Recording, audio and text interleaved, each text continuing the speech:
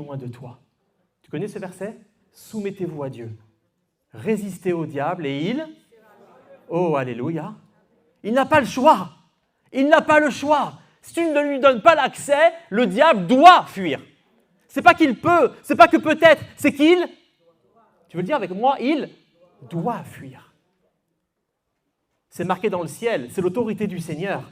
Et le diable y est soumis. Frères et sœurs, ce matin, j'aimerais te dire que ta vie a de la valeur. Pourquoi est-ce que tu crois que le diable veut venir en toi? C'est que ta vie, elle a de la valeur. Prenons quelques instants, les passages vont s'afficher. Peut-être que tu ne le sais pas ce matin, c'est pas toi qui dis que tu as de la valeur, c'est pas peut-être ta maman qui te dit que tu as de la valeur ou ton mari ce matin, même si, cher mari, dis-le à ta femme. Je ne sais pas où est mon épouse, mais mon épouse, tu as de la valeur. Elle est à la garderie, donc comme ça j'ai fait le coup en même temps. Est-ce que tu veux dire à ta femme ou à ton mari ce matin, tu as de la valeur? Il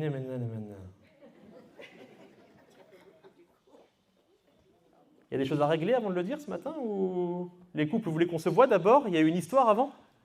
Est-ce que tu peux dire à ton mari ou à ta femme, tu as de la valeur? Est-ce que tu te rappelles que dans le jardin d'Éden, pour créer la femme, le Seigneur a endormi Adam et il a pris un morceau de lui?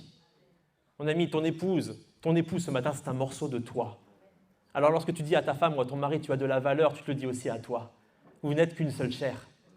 Tu as de la valeur. Tu as de la valeur, ce n'est pas toi qui le dis, ce n'est pas ton mari ce matin, c'est Dieu lui-même. Et prenons quelques instants. Les psaumes déclarent que tu es une créature. Tu es une créature.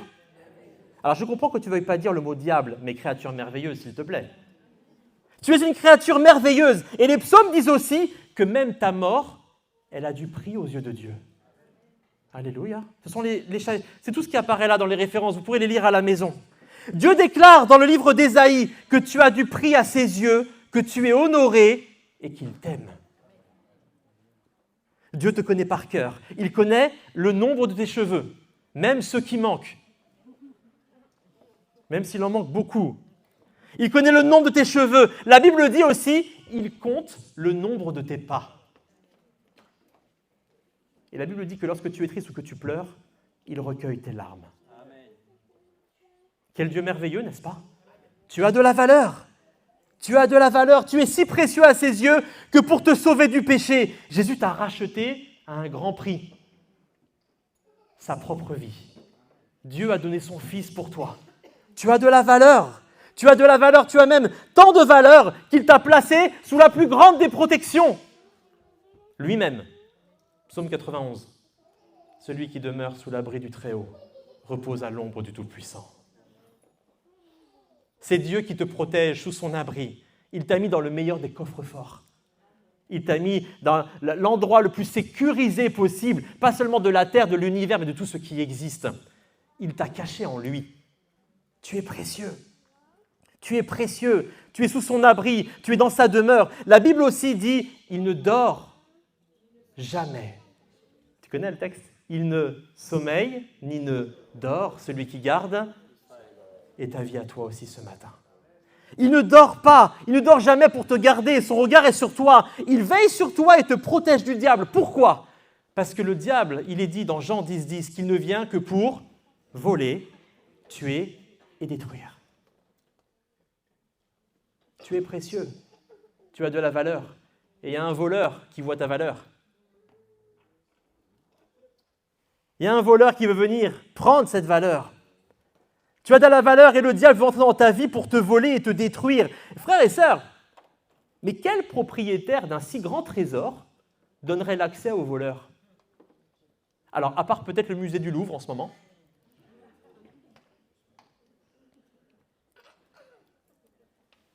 C'est petit. Il n'y a personne qui bosse au Louvre ce matin. Enfin, s'il ne manquerait plus qu'on ait quelqu'un qui me dise « Ah, je suis de la sécurité !» Pardon.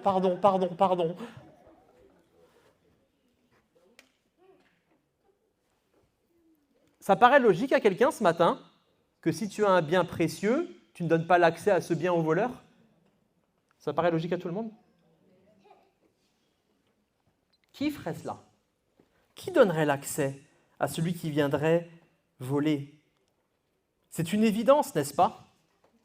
C'est une évidence. Finalement, même, pourquoi la Bible, elle nous donne cette recommandation? N'est-ce pas une évidence? Qui voudrait ouvrir l'accès de sa vie au diable, au plus grand des voleurs? Alors on n'inviterait pas le diable. Évidemment qu'on ne va pas lui donner un carton d'invitation, on ne va pas lui dire « je t'invite dans ma vie ». Mais pourtant, nous pouvons lui donner des accès par des choses que nous faisons dans nos vies. Et par cet accès, le diable vient pour voler, tuer et détruire. Un exemple ensemble, frères et sœurs, dans Luc 22, versets 3 à 6. Il est dit, on va parler de Judas, vous savez, le disciple de Jésus. Et il est dit, or Satan, tu veux lire avec moi? Or Satan entra. Satan, il entre dans Judas, appelé Iscariote, qui était du nombre des 12. Et Judas alla s'entendre avec les principaux sacrificateurs et les chefs des gardes sur la manière de le leur livrer. Ils furent dans la joie et convinrent de lui donner de l'argent. Il accepta et se mit à chercher une occasion favorable pour leur livrer Jésus à l'insu de la foule. C'est aussi la parole de Dieu, frères et sœurs. Amen. Et c'est incroyable. Judas, c'était qui? C'était un des 12. Oui, il y a eu les 70, oui, il y a eu les autres, mais il y en a eu 12 au départ. Et Judas, il était là au tout début. Frères et sœurs, Judas a cru en Jésus. Judas a accepté l'appel du Seigneur. Toi, viens et suis-moi. Et pour cet appel, il fallait tout laisser, tout abandonner. Il l'a fait, Judas, comme les autres. Il a suivi Jésus, il a reçu l'enseignement. Il a vécu Jésus, son amour, sa présence. Il a reçu l'autorité de Jésus et il a été envoyé comme les autres. Pourquoi? Pour guérir les malades et pour chasser les démons. Et ce Judas qui a reçu l'autorité de chasser les démons, lui-même, le diable, entra en lui. C'est incroyable. Comment est-ce possible? Au point même de finalement vouloir trahir Jésus. Le diable entre en lui et il lui inspire le plan. Alors il en fallait un, n'est-ce pas? Il y avait un fils de la perdition qui était prévu. Mais quelle drôle d'histoire. Si on avait dû l'imaginer avant la venue de Jésus et de Judas, on n'aurait pas parié sur Judas, n'est-ce pas? On aurait peut-être parié sur un brigand ou sur quelqu'un d'autre, mais pas sur Judas. Ça ne peut pas être lui. C'est pour ça même que quand le Seigneur va révéler que c'est lui qui va aller le vendre, vous savez, ils sont en train de prendre la scène, il y a tous les disciples qui sont là, personne ne comprend ce qui se passe. Parce que Pierre, Jacques et Jean et les autres, ils sont là. Pourquoi il part, Judas? Judas! Et le dessert? C'est un repas. Et on n'imagine pas que Judas, avec qui peut-être la veille je chassais les démons, va aller vendre Jésus.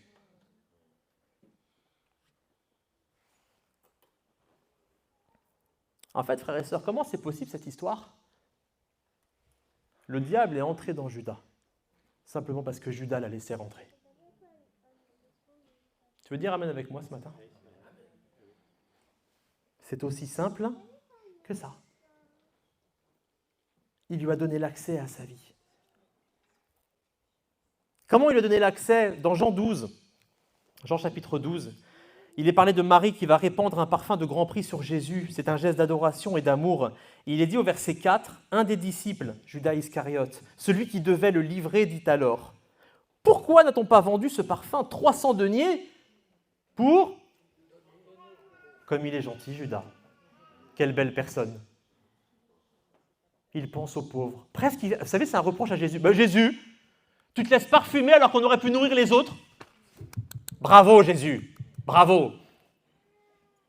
Pourquoi n'a-t-on pas vendu ce parfum pour donner l'argent aux pauvres? Et voilà la vraie raison. Verset 6. Il disait cela, non qu'il se mit en peine des pauvres, mais parce qu'il était voleur et que tenant la bourse, il prenait ce qu'on y mettait. En fait, frères et sœurs, Judas était un voleur. On dit que le diable il vient pour voler, et il y avait déjà cette nature du diable qui était en lui. Judas était voleur. Il volait dans la bourse. Et est-ce que vous vous rendez compte dans la bourse de qui? Il a volé dans la bourse de Jésus. Il a volé aussi dans la bourse des copains, parce que c'était cette bourse-là qui faisait vivre. Il a pris l'argent du Seigneur, l'argent qui servait au ministère. L'argent qui servait à aller répandre la bonne nouvelle.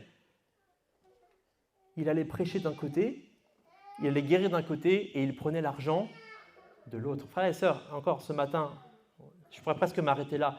Vivre dans le compromis, frères et sœurs, ça ne donne jamais rien de bon. Ce n'est pas parce que tu es à l'église ce matin que si dans la semaine ta vie n'est pas au clair avec Dieu, il y aura un problème à un moment. Amen. Il était voleur et il volait dans la bourse de Jésus et des disciples. Il profitait même auprès de Jésus de ce service pour voler. Il profitait de sa situation. Et en plus, il osait mentir pour couvrir ses actes. En fait, Judas savait ce qu'il faisait et en cédant à ses passions, il a ouvert son cœur à l'influence des ténèbres. Pourtant, il connaissait le message, n'est-ce pas? Il connaissait le message. Il l'entendait tous les jours auprès de Jésus. Judas avait donné accès au diable, c'est ça, et cela lui a amené d'éprouver, plus que finalement une sorte de répulsion envers Jésus. Ça a peut-être commencé par un simple petit accès, par une petite chose que le diable a acceptée, et à la fin, il avait de la haine envers Jésus. Frères et sœurs, il faut de la haine pour amener quelqu'un à la mort. Pour oser aller le vendre pour, tu te souviens de combien? Pour 30 pièces d'argent. En fait, ce que tu as laissé rentrer en toi à la base, cette petite somme qui te disait envie, ces 30 petites pièces que tu as peut-être acceptées une première fois, à la fin, pour le même montant, tu iras vendre Jésus. Tu vas trahir le Seigneur. Frères et sœurs, le diable a volé Judas. Amen. Le diable a volé Judas. Il a volé son amour pour Jésus. Il a volé sa relation avec lui. Et il a aussi volé son appel de disciple. Le diable a volé Judas. Et donc Judas a fini par trahir Jésus. Mais le diable ne s'est pas arrêté là. Le diable, vous savez, il vient pour voler, mais aussi pour tuer et pour détruire. Le diable a volé Jésus. Il a volé dans le cœur de Judas cette relation qu'il avait avec Jésus, mais il ne s'est pas arrêté là. Le diable aussi, il a tué et détruit Judas. Parce qu'une fois que Judas a repris ses esprits, il s'est mis à regretter ce qu'il a fait. Alors il repart voir les principaux sacrificateurs, il repart voir les chefs et il dit « Attendez, je vous rends l'argent, rendez-moi Jésus. » Et les hommes lui disent « On s'en fiche, c'est trop tard. On a eu ce qu'on voulait. » Et le regret a été tellement fort dans son cœur qu'il est dit que Judas alla se pendre.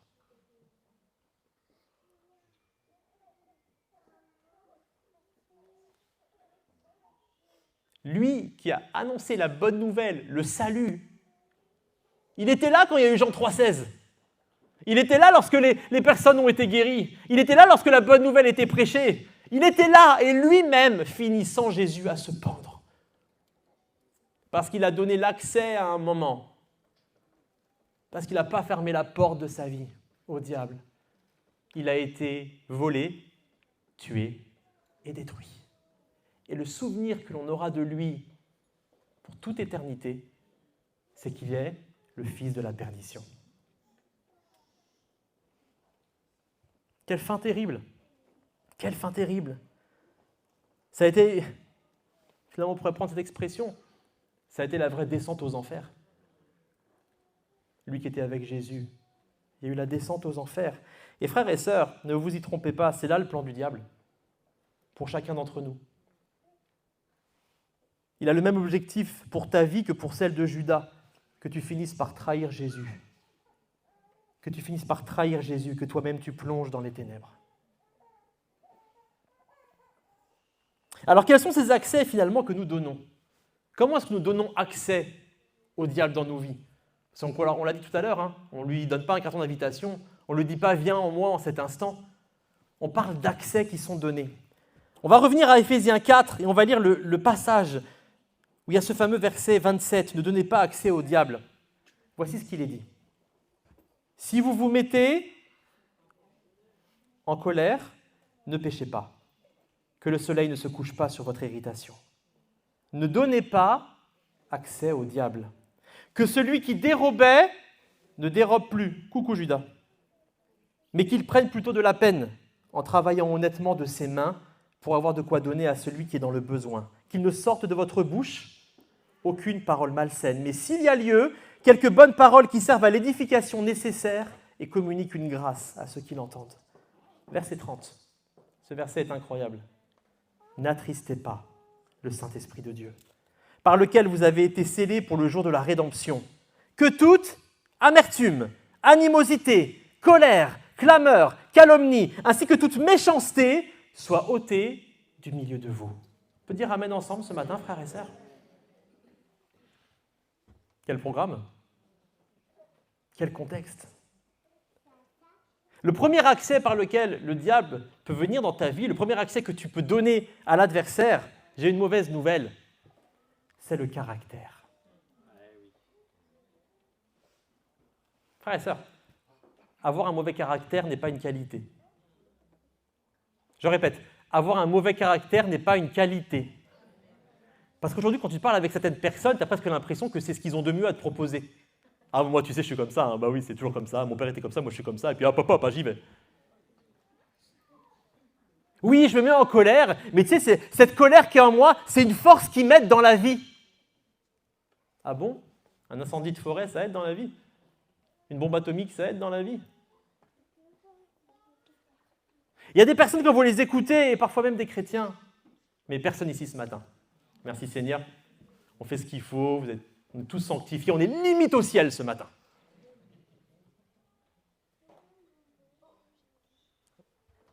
Certains se disent qu'un mauvais caractère, c'est pas grave si ça reste. Mais la Bible dit, ne vous mettez pas en colère. Frère et sœur, tu es précieux, tu as de la valeur. Oui, et j'ai insisté dessus au début. Oui, tu es précieux. Oui, tu as de la valeur. Mais, un diamant, ça se taille. Et de l'or, ça s'épure. Oui, tu es de l'or. Il va falloir passer au creuset pour enlever les scories. Oui, tu es une pierre précieuse. Mais il va falloir la tailler pour révéler sa valeur. Amen. Le texte dit, si vous vous mettez en colère, ne péchez pas, que le soleil ne se couche pas sur votre irritation. Le texte ne dit pas que la colère est un péché. Vous êtes d'accord avec moi?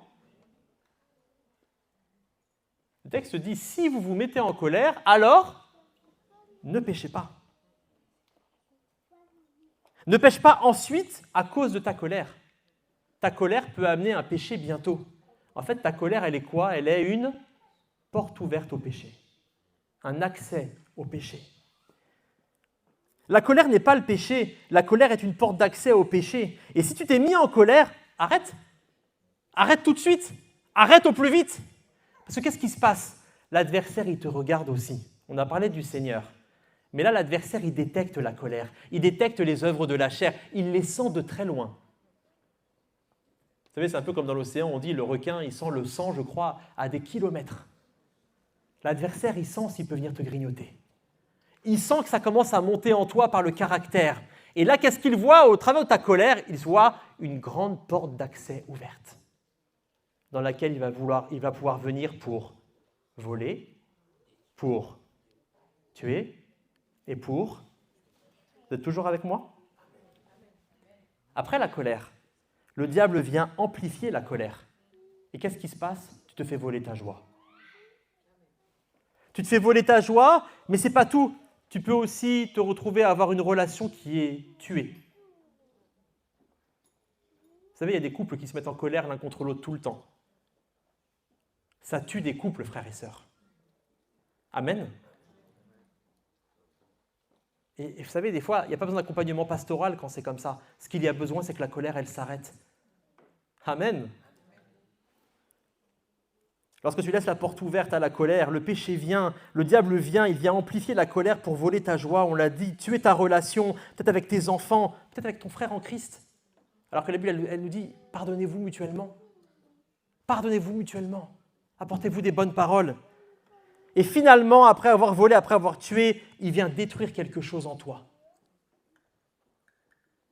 Vous savez, frères et sœurs, après des moments de colère parfois, il y a quelque chose qui est détruit définitivement.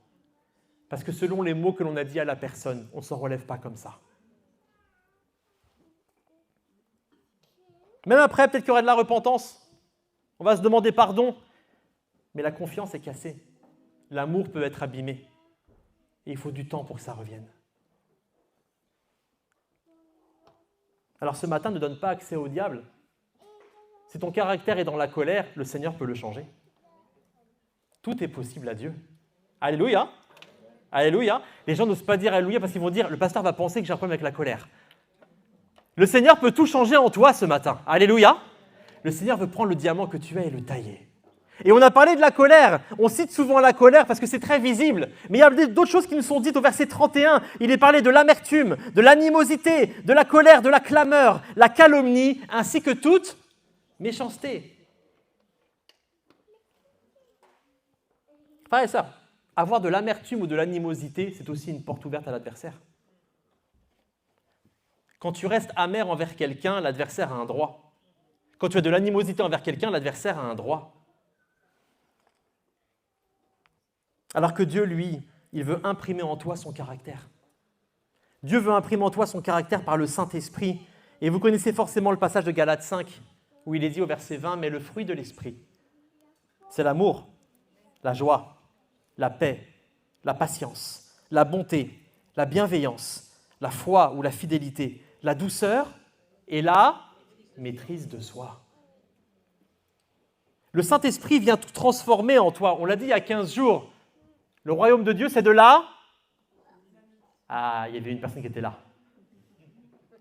Le royaume de Dieu, c'est de la dynamite. Dieu vient mettre une bombe pour tout exploser.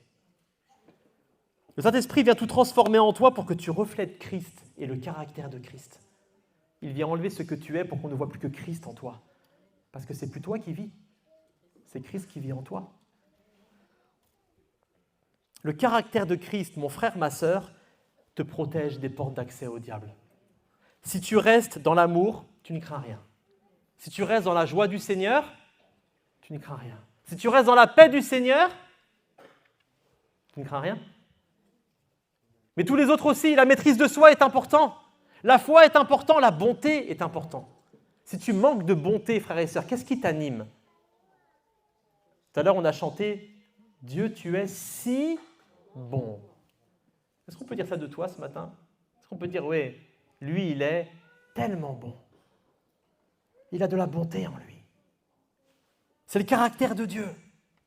Et le caractère de Christ en toi te protège des portes d'accès du diable dans ta vie. Alors on a vu le premier accès qui est le caractère, et le deuxième accès paraît beaucoup plus évident d'un coup, c'est simplement le péché.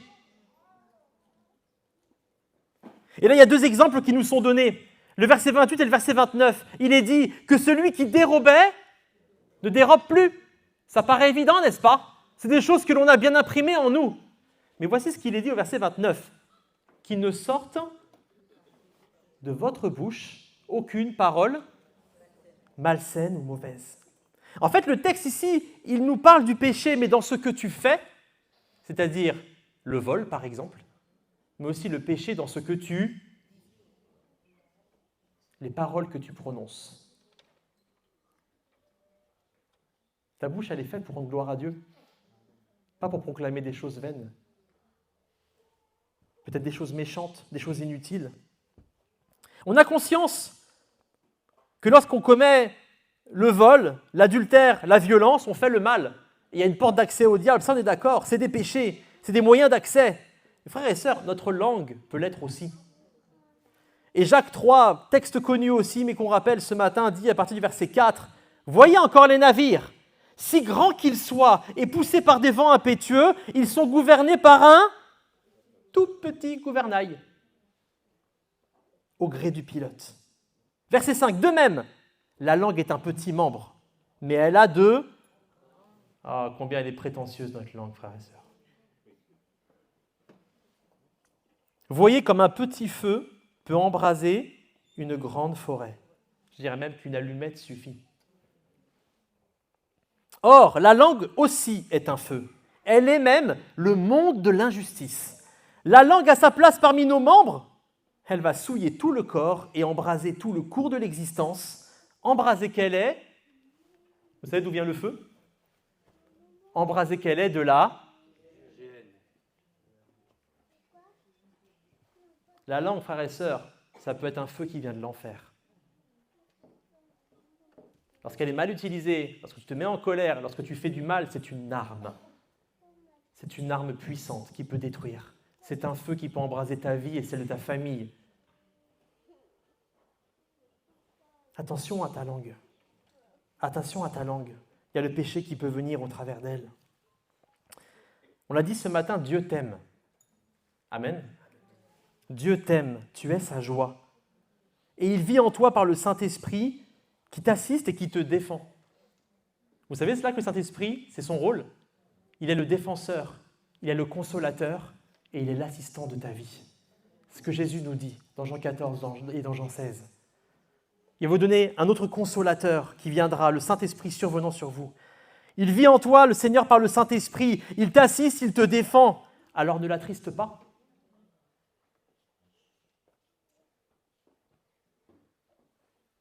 N'attristez pas le Saint-Esprit. C'est ce qu'il nous est dit, verset 30.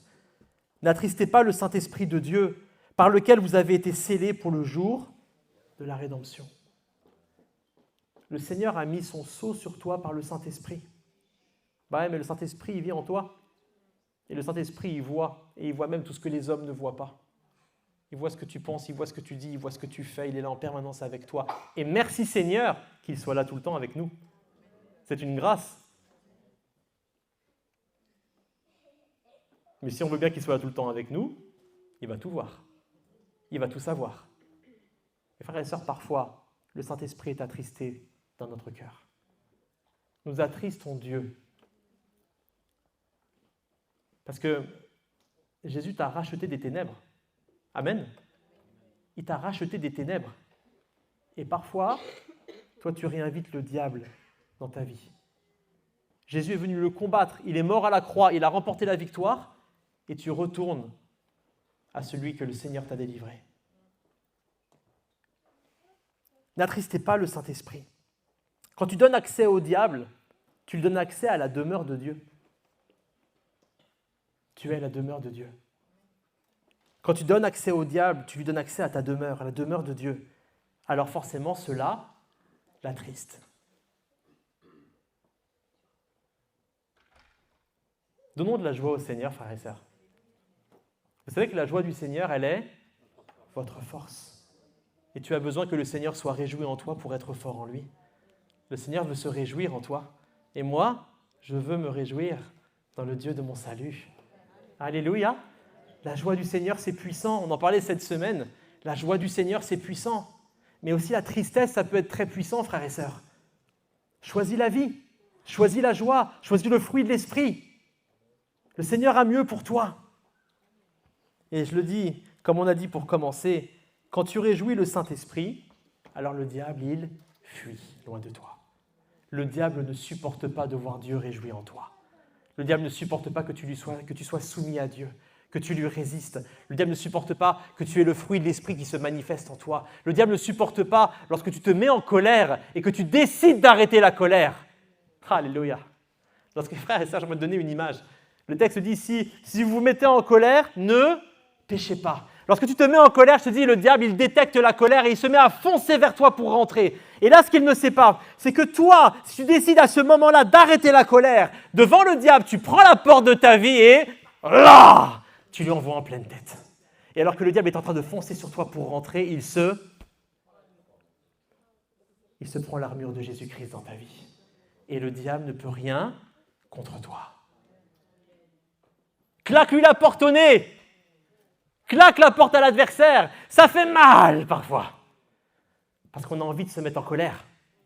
On a envie de continuer à mal parler. On a envie de continuer de mettre du bois dans le feu, n'est-ce pas? Mais si tout de suite nous arrêtons, frères et sœurs, derrière la grâce de Dieu peut couler.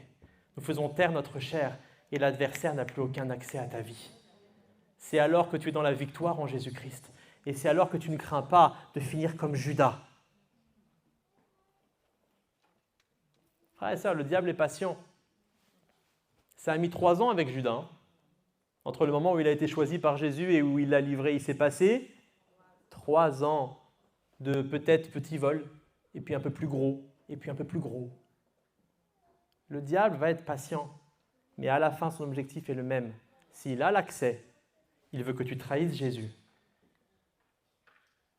Et il veut te tuer et te détruire d'une quelconque manière.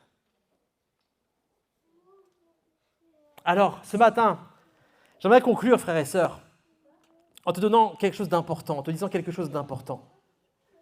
Connais ta valeur. Connais ta valeur. Connais ta valeur et tu arrêteras de donner toi-même l'accès au diable pour qu'il vienne te voler. Amen. Considérons le prix que Jésus a payé pour nos vies. Considérons les efforts déployés. Considérons l'amour de Dieu et comment il nous voit. Connais ta valeur et tu arrêteras de te souiller avec l'adversaire parce que tu es enfant de Dieu. Parce que tu es sous sa protection, parce qu'il t'aime. Parce que Jésus vit en toi. Ce matin, Dieu te dit que tu es précieux. Il te dit qu'il veut prendre soin de toi, il veut veiller sur toi, il veut te dire qui tu es, dans ta place d'enfant de Dieu, la valeur que tu as. Par contre, il a besoin d'une chose. Arrête de jouer avec les clés de la maison. Le Seigneur a besoin que tu arrêtes de jouer avec les accès de ta vie. Parce que c'est exactement ce que nous faisons, frères et sœurs. On joue parfois avec l'adversaire. Le Seigneur, ce matin, te dit que tu as de la valeur, que tu es précieux, mais il a besoin de toi pour une chose. C'est que tu arrêtes de jouer et de donner accès à n'importe qui, de donner accès à l'adversaire. Ce matin, ne donne accès qu'à Dieu.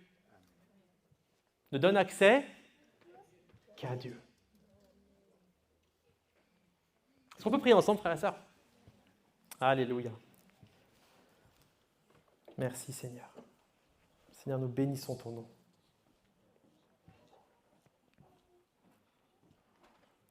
Ce matin, Seigneur, il interpelle ton cœur avec tellement d'amour, tellement de grâce, tellement de bonté. Il est encore là pour toi. Il est encore là pour toi ce matin pour te parler, pour te révéler des choses de ta vie que peut-être tu sais pertinemment mais que tu ne voulais pas écouter. Le Seigneur, il veut t'inviter ce matin à connaître ta valeur. Est-ce que tu te souviennes de la valeur que tu as vraiment? Comme le fils prodigue a dilapidé son héritage pour finir dans la boue avec les cochons, dans la ruine, dans la famine. Et à un moment, il s'est levé, il s'est souvenu, et il a dit « Je vais retourner chez mon père ». Et lorsqu'il est reparti chez son père, lorsqu'il a pris cette décision, il s'est souvenu de sa valeur. Il est reparti chez le père, dans sa vraie maison. Alors le père l'a accueilli et il l'a rétabli. Le Seigneur veut te rétablir ce matin. Si tu as donné accès au diable, le Seigneur veut te rétablir. Sache que Jésus peut tout ce matin. Il peut changer ta vie. Il peut transformer ta vie. Il peut révéler ta valeur. Il peut te remettre dans son royaume. Peut-être même que tu as trahi Jésus ce matin. Peut-être que pendant un temps, tu l'as vendu, tu as dit « J'en veux plus. Je te laisse pour tel péché, je te laisse pour telle passion. Je n'ai pas envie d'arrêter ça, alors je te laisse Jésus pour ça. » Et Jésus il te dit « Oui, mais moi, ce matin, je t'accueille quand même. Tu finiras pas comme Judas. Ce matin, c'est encore le temps de la grâce. C'est le temps de revenir à Jésus. » Ce matin, le Seigneur te dit « Moi, je connais ta valeur. Et ce matin, est-ce que toi, tu la connais? Est-ce que tu te souviens de la valeur que tu as? Alors ce matin, arrête de donner accès au diable. Parce qu'il va venir pour te voler. Et c'est pour ça que tu en es là aujourd'hui.